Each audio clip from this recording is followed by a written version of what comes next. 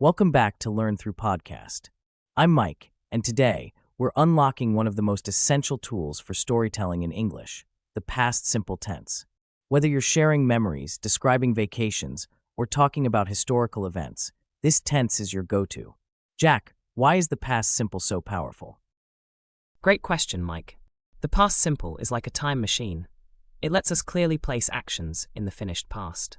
Think of it as the backbone of storytelling. For example, I traveled to Japan last year. Shakespeare wrote Hamlet in 1603. She broke her phone yesterday. Notice how the verbs change. That's where the magic, and sometimes the confusion, happens. Let's break it down systematically. First, regular verbs. These are the straightforward ones, right, Jack? Exactly. For regular verbs, we add ed. So, work becomes worked. For example, I worked late. Play becomes played. For example, they played soccer. But watch out for spelling rules. 1. For verbs ending in e, just add d. For example, live becomes lived. 2. Verbs ending in consonant plus y. Change y to I plus ed like study becomes studied. 3. One-syllable verbs with short vowel plus consonant. Double the consonant plus ed. For example, stop becomes stopped.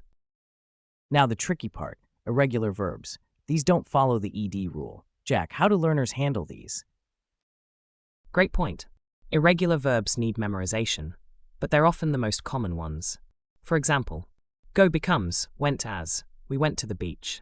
See becomes saw as, she saw a movie. Eat becomes ate as, they ate pizza. Pro tip, group them by patterns.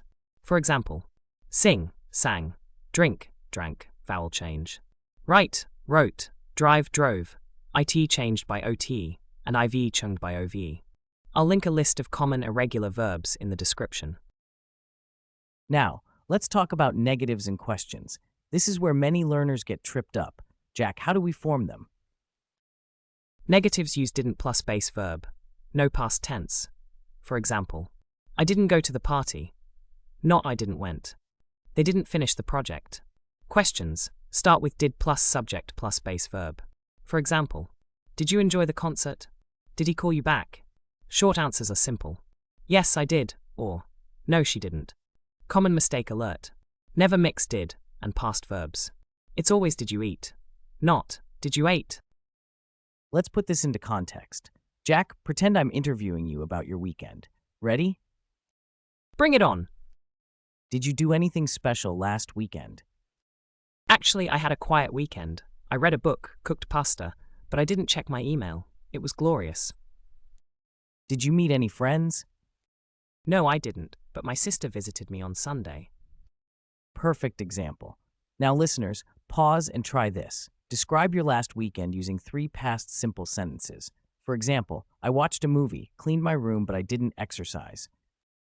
Before we wrap up, let's highlight time markers that often pair with past simple.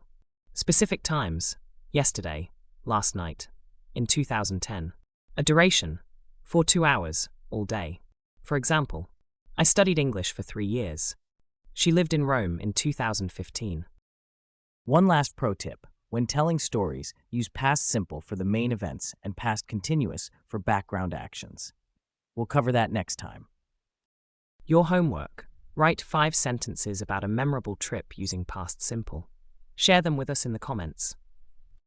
That's it for today. Keep practicing, and soon, talking about the past will feel effortless.